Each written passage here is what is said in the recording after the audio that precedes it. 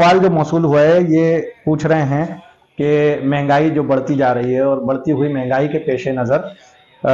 جو ہے خاندانی منصوبہ بندی کی طرف جو لوگ جا رہے ہیں، تو اس حوالے سے یہ پوچھنا چاہ رہے ہیں کہ اسلامی احکامات خاندانی منصوبہ بندی سے متعلق اسلامی احکامات کیا ہیں؟ اسلام ہمیں کیا اجازت دیتا ہے کہ خاندانی منصوبہ بندی کی جائے؟ دیکھیے، خاندانی منصوبہ بندی جسے آپ فیملی پلاننگ کہیں، دو اعتبار سے ہے۔ اگر اس اعتبار سے، جیسا کہ آپ نے کہا کہ معاشی معاملات ہیں، فائنینشیل کنسٹرینٹس ہیں، اس کو پرابلم ہے،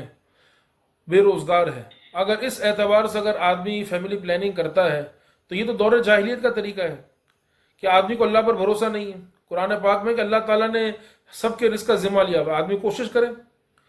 کوشش کرے صرف معاشی حالت کی وجہ سے آدمی فیملی پلاننگ کرے تو یہ تو دور جاہلیت کا طریقہ ہے۔ سورہ انعام میں، سورہ بنی اسرائیل میں اللہ تعالیٰ نے ذکر کیا، جس طرح ہم تمہیں روزی دیتے ہیں تمہاری اولادوں کو بھی روزی دیں گے، اپنی اولادوں کو قتل نہ کرو، ان کا قتل کرنا بہت بڑا گناہ ہے،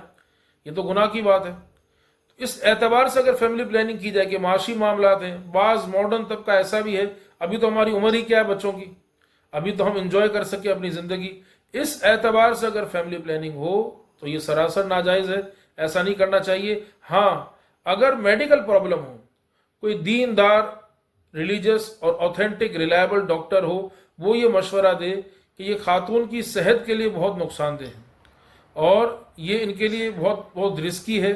ان کی جان کا خطرہ ہو جائے گا۔ اب ایک مسلمان دیکھے گا کہ جب دیندار ڈاکٹر مجھے مشورہ دے رہا ہے، اب میرے پاس دو آپشن ہیں، یا تو بچہ ہو یا بیوی کی جان بچا لی جائے، تو پھر آدمی جو ہے اپنی بیوی کی جان بچانے کی خاطر جو ہے فیملی پلاننگ کی پریکٹس اڈاپٹ کرے گا، اور اس صورت میں فیملی پلاننگ کی جا سکتی ہے، خاندانی منصوبہ کی جا سکتی ہے، لیکن اس میں بھی یہ شرط ہے، اس فیملی پلاننگ میں بھی یہ شرط ہے، کوئی ایسا کام نہ کیا جائے جس سے اللہ تعالیٰ کی تخلیق میں تغیر اور تبدیلی، یعنی اس میں چینج ہم کریں، جس سے ہم کہیں کہ نس بندی کی جائے۔ نس بندی کو آپ یہ کہہ لیں کہ permanent form of birth control, کہ آدمی مستقل اپنا جو ہے اولاد کے سلسلے کو، ذریعے کو بند ہی کر دے، چاہے وہ مرد کا ہو چاہے وہ عورت کے ایسا معاملہ ہو، ایسا علاج کیا جائے تو یہ بالکل ناجائز ہے۔